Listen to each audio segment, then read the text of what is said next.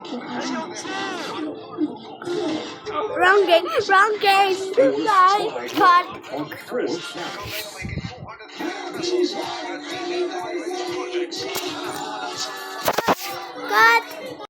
This is the green game. So we're playing on Animal Hospital. So they just added a new update where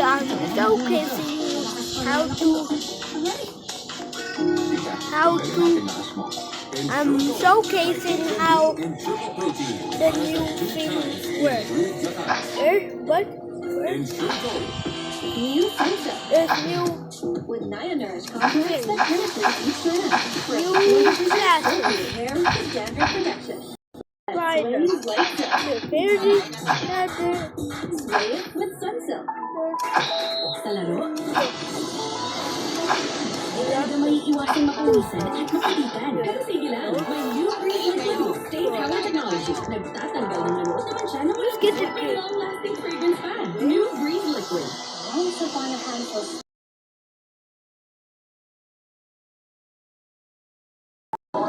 Dahil sa bango, ang sarap ng Hansel sandwich. Everyone snapped Hansel ever after. That's the hospital until you find out what they have. I choose Safeguard, a a dog. created formula with complete temperature a dog. protection. Unlike another antibac soap, it targets and protects from 10 Can types we of just harmful germs. cut this out of the fucking thing? Oh my god!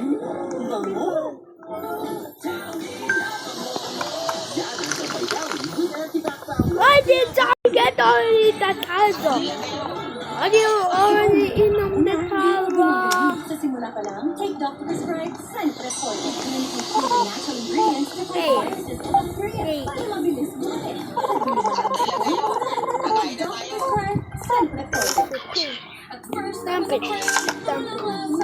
mabilis lutuin pero One song! First band! Take the back! buhat-hagad araw-araw. Try Freezer Vitamin Boost to wash with 10 times more vitamins and argan oil and up to 10 times straighter hair. Double yung dumi ng buhok para low dye levels araw-araw with Freezer to wash time. Babalik po tayo. Kanina po, nanalo ng 100,000 pesos ang team po. At target po nila makapag-uwi ng total cash prize of 200,000 pesos. So yun, kahit ano nang nangyari, may 20,000 na napupunta sa napili yung charitable institution. Ano ba yun? Charitable Philippines po, and para po sa mga children na nasa street po, and para po sa mga educational things. Good luck kayo. Si Lilay ay nasa likod, di tayo naririnig at nabibigyan ka sa iyo ng tanong na kailangan mong sagutin. Good luck, sino 20 seconds on the clock, please. Ang sinabi ng friend mo, walang-wala ako ngayon eh. Magkano kaya ang laman ng wallet niya? Feeling mo blank, nabasa ng blank. Bukod sa Christmas Day at New Year's Day, nagbigay ng isa pang holiday sa Pilipinas. Independence Day. Ilang probinsya na ang napuntahan mo? Si Jessica Soho ay magaling ang blank. So kapag sinabi ni wala ako, sabi mo, magkano kaya ang solo? 20 pesos. So this is, ayan, fill in the blank, nabasa ng ulan. Alright. Bukod sa Christmas Day at New Year's Day, magbigay sa pang holiday, Independence Day. So this is, ilang probinsya na ang napuntahan mo? Sabi mo 5. Sabi ni Sir Will. Awesome. Si Miss Jessica Soho ay magaling mag-tanong. Sir Will? Nice one. 112 points, sir. Let's give him coffee. Let's welcome back, Lila. What? Ready? That's good. Okay. Ang iyong teammate ay nakakuha ng 112 points. Okay? 88 ka lang kailangan natin. At this point, makikita na po naman natin ang sagot. Si Shane. So give me 25 seconds on the clock. Okay, Give him. kapag sinabi ng Give the guy wala coffee. akong ngayon. Magkano kaya? What? Ang laman ng wallet niya? Go. Gavam the Kafa. Gavam the Kafa. Nabasa ng damit. Bukod sa Christmas Day at New Year's Day, nagbigay ng isa pang holiday sa Pilipinas. Andas. Ilang probinsya nang napuntahan mo? Oh, bakit? Cover ng story. Let's go, Lilay! Pag sinabi ng kaibigan mo, naku, walang-wala ako ngayon. Magkano kayo naman? 100 pesos. 88 points ang kailangan natin. So, okay? Ang top answer dito ay 50 pesos. Fill in the blank. Nabasa ng gabi. So, okay? Ano sana gusto mo sabihin dito? Akala ko kung ano po yung nababasa. Okay. Ang top answer ay tubig. Nabasa ng tubig. Bukod sa Christmas Day at New Year's Day, magbigay isa pang holiday sa Pilipinas. Sabi niyo, undas. Sabi na survey ay, yan. Top answer is Independence Day. Ah, next one. Ilang probinsya lang napuntahan mo, sabi mo, 4. Ang sabi na survey ay, top answer ay 5. Kailangan natin ng 45 points. Si Miss Jessica Soho ay magaling sabi mo, mag-cover ng story. Napakagaling. Actually, hindi na magaling. Magaling na magaling. Ubod ng galing. Ang sabi na survey dyan ay, we need 45 points. This guy's Top answer.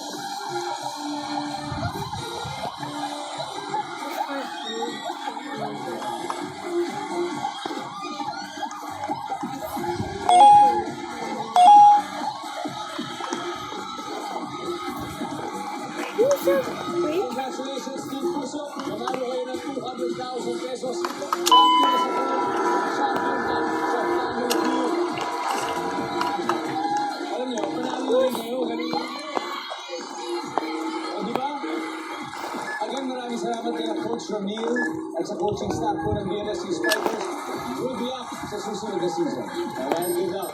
Animo Lasal, maraming salamat kung ginagawa ko si Dingdong Gatas. Araw-araw na maghahatid ng saya at premyo kaya makihula at panalo dito sa Family Feud.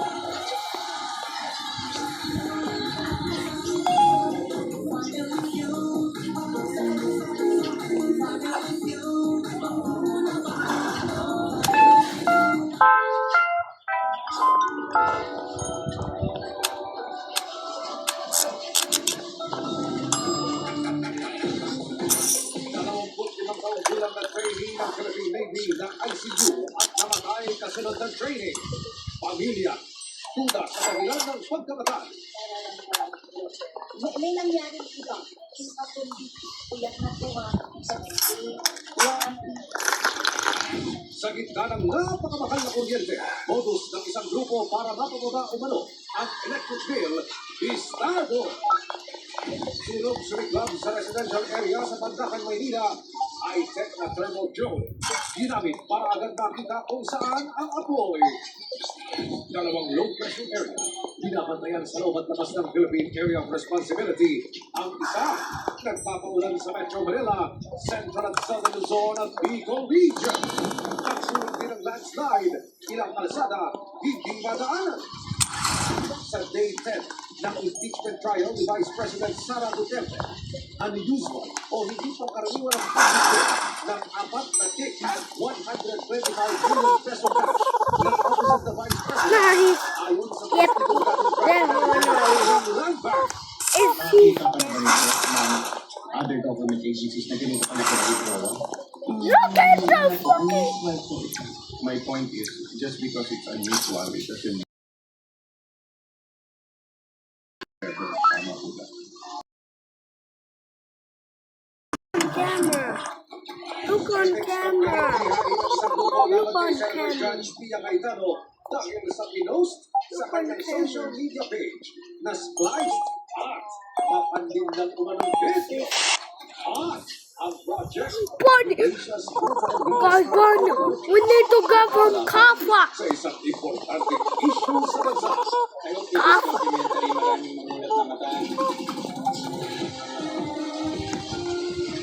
No.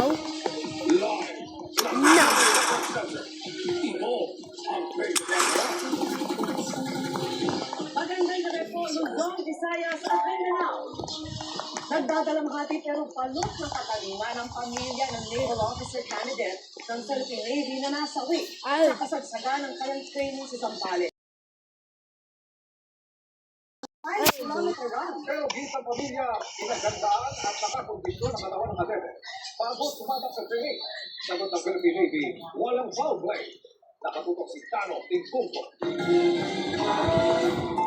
Parang nangihinayang ako, sir, na hindi ko siya talagang pinilit na talagang magpuman. Medyo ko siya. Lahat. Nagiging ko po siya. Important, sir, makapag-usap ko siya. Mag-sabi sa akin kung anong nangyari. Wala na akong pwede ko yung magawin. Yun ang inaantay ko. Pero Abot-abot ang hinagpis ni Stella Bunoan sa sinapit ng kanyang 25 taong gulang na anak na si Aldrin, isang naval officer candidate ng Philippine Navy. Pumanaw noong July 22 si Aldrin sa kasagsaga ng kanyang training sa Zambales. Bagay na labis na ipinagtataka ng kanyang pamilya, lalo pinanong ng athletic at health conscious si Aldrin na isa ring licensed private pilot. tumuli na po ako sa hospital. Pagdating ko na po doon, naka-intubate na ako. Nasa ICU na po. The doctor was trying na to ask. Kasi kumalabas na po sa lungs na dugo, na may tubig, na may marami po yun. Unang sinabi sa akin, yung tinanong ko, na-stroke. Kung stroke po yan, hindi ganyan nakalakasan ng bata. Hindi ang talagang nakakondisyon ng katawan niya. Kung heat stroke lang na sinasabi, bakit ganun po ang nangyari? ICU po kaagad. Nawala ng mali yung anak ko. Hindi na makausap. Ayon sa Navy, umaga noong July 21, nakaranas ng pagkahilo at pamingilid si Aldrin matapos makumpleto ang isang 5-kilometer run sa Naval Station Yobigido, Antioquia sa Zambales. An initial medical assessment considered hydrophobia, heat exhaustion, and electrolyte imbalance.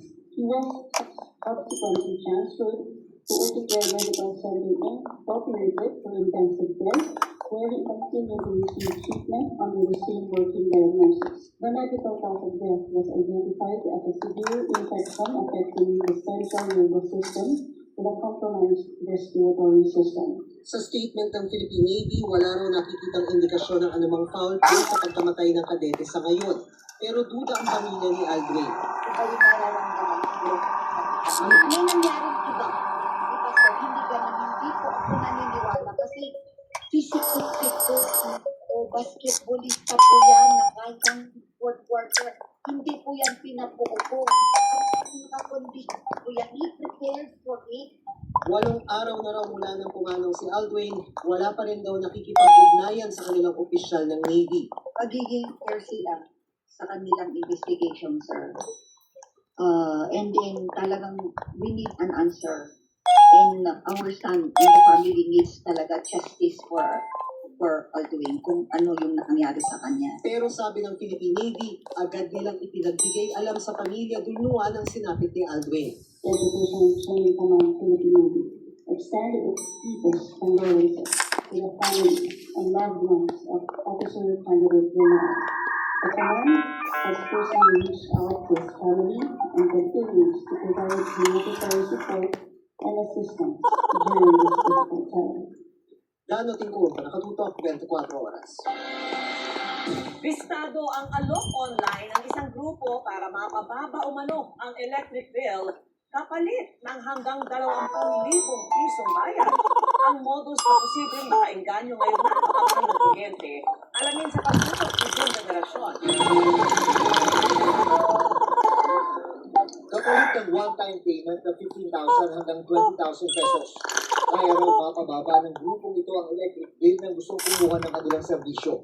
Kung gaano kababa, nakadepende raw kung ano ang gusto ng customer. Pero mali ang kanilang napili na transaksyon.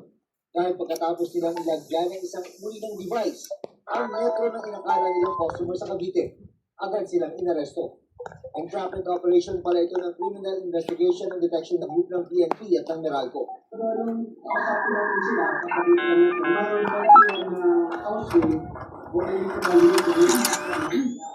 Kanya-kanya ang papel ng tatlong arestado. Merong electrician, negosyador, at driver. Ayon sa pulisya, Matagal na nag-aalok ng illegal na serbisyo online ng grupo na pawang mga taga Metro Manila. Lahat po nila, kung sabihin, nagtatrabaho din sa kanila, at sa nila po din, nag-budget yung mga third party na ginamit nila, yung mga lineman nila. Bagamat may alam ang isa sa mga suspect sa linya ng kuryente, hindi pa rin daw maaalis ang posibilidad na baka pagsimula ng sunog ang mga ginalaw ng metro ng kuryente. Pero ang mas nakakaawa, sabi ng PNP-CIDG, ay ang karamihan ng mga power consumer na sa kalo ng pagbabayad ng ninakaw na kuryente o yung tinatawag na system loss charges. Yung mga kagagaling nila, yung mga pinaka-ask ko yung nila, yung parang mga nangakaw na ko, yung electric power nila, iba lang yung kabahayan. Sinampahan na ng reklamo paglabag sa Anti-Electricity and Electric Transmission Lines Materials Preference Act ang mga suspect. Nakagulong pa rin sila sa CIDG Calabarzon at wala pang pahayag sa ngayon. Nag-iimbestiga na rin ng PNP-CIDG para malaman kung sino-sino ang mga kumuha na ng serbisyo ng mga naarestong suspect para mapanagutin sila sa matagal yung problema ng nakawan ng kuryente. June Veneracion, Natutok, 24 oras. Mga kapuso, nasunugan ng halos 30 pamilya sa residential area sa Caldacan, Maynila. Ang pagresponde, ginamitan pa ng thermal drone. Nakatutok si Bob Alegre. Sa cellphone video na ito ni Franz Joseph, malapitan ng tanaw habang nasusunog ang isang residential unit sa barangay 830 Pandacan, Maynila, pasado alas 3 ng madaling araw kanina. Umabot hanggang ikatlong alarma ang sunog na ito. Ang pagresponde sa sunog ng Manila City Disaster Risk Reduction and Management Department, ginamitan ng makabagong teknolohiya. Thermal drone upang mapunton ng mga bumbero ang mga lugar sa residential building na pinagmumulan ng apoy. Sa video naman na ito mula sa mga rescuer ng lungsod ng Maynila, ipinakita ang pagsagip sa isang person with disability sa nasusunog na gusali. Nang magliwanag, ganito yung lawak ng pinsala. Yung mga unit sa mga matataas na palapan ang napuruhan. Hanggang ngayon, problema pa rin ang supply ng tubig. Pahirapan ang pag-atula sa apoy sa magdamag. Nakikiusap na ang mga bombero sa mga residente para magsagawa ng bucket relay para magkaroon ng supply ang mga fire truck. Sa kasagsagan ng pag-atula sa apoy, isang bombero pa ang nasugatan at kailangan bigyan ng pangunang lunas. Sumatotal ayon sa Bureau of Fire Protection, 28 pamilya ang naapektuhan ng sunog o humigit kumulang 150 na individual.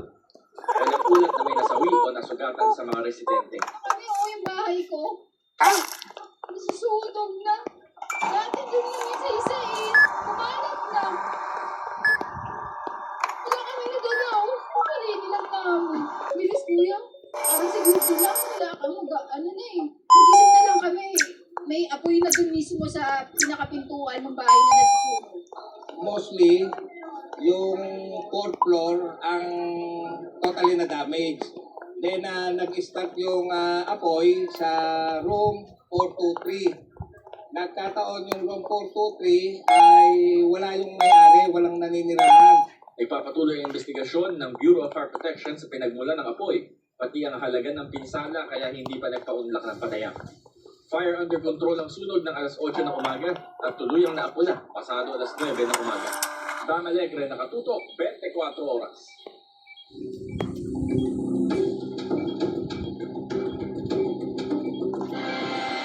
Unusual o hindi pangkaraniwan ang ginawang pag-withdraw sa bangko ng mga tanggapan ni Vice President Sara Duterte. Bukod kasi sa laki ng halaga, cash ang ginawang withdrawal ng pera. Sinabi po yan ng dalawang testigo na dating mga manager ng Land Bank, pero nilinaw din nilang hindi naman daw ito halaga. Nakatutok live si Sandra Aguinaldo. Sandra!